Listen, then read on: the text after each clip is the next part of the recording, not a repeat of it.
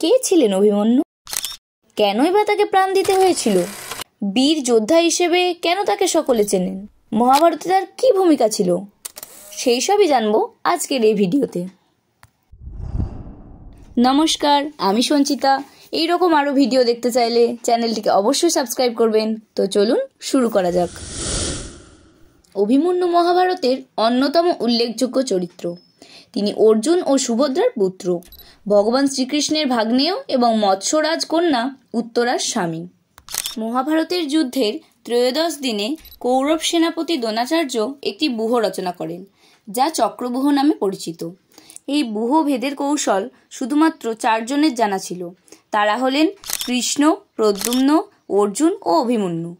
এই সময়ে ব্যূহভেদ করার জন্য পাণ্ডব শিবিরে অভিমন্যু ব্যতীত কেউ না থাকায় যুধিষ্ঠির তার ওপরে গুরুভার অর্পণ করেন।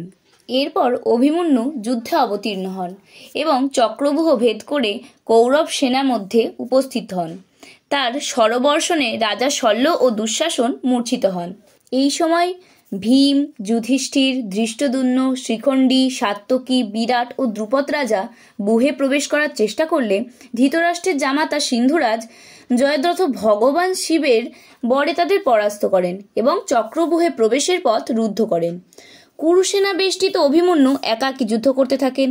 কৌরব সেনা ছত্রভঙ্গ হয় ও যোদ্ধারা পালাতে থাকেন। অভিমন্যুকে অপ্রতিরোধ্য দেখে কর্ণ দ্রোণের উপদেশে তাকে পিছন থেকে আক্রমণ করেন এবং রথচ্যুত করে ধনুর্হীন করেন।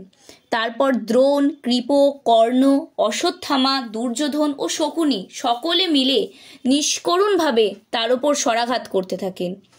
অভিমন্যু খড়গ, চক্র, গদা এমনকি রথের চাকা দিয়ে আত্মরক্ষার ব্যর্থ চেষ্টা করেন। এই সময় দুঃশাসনের পুত্র তার মাথায় গদাঘাত করে তাকে প্রাণশূন্য করেন। জীবনের প্রতিটি মুহূর্তে ধৈর্যশীল, কঠোর পরিশ্রমী বীর যোদ্ধা মাত্র 16 বছর বয়সে তার বীরত্বের প্রমাণ দেন এই চক্রব্যূহ ভেদের মাধ্যমে। মহাভারতের যুদ্ধের শুরুতে ভীষ্মের রথ আক্রমণ করার সময় অভিমন্যু তাকে প্রথম যুদ্ধে আহ্বান করেন। তিনি মৃত্যুর পরেও কুরু বংশ অব্যাহত রাখতে সাহায্য করেছিলেন। তার পুত্র পরীক্ষিত অবশেষে রাজা হন। নমস্কার, আজকের মতো এখানেই। দেখা হচ্ছে আবার অন্য কোনো ভিডিওতে।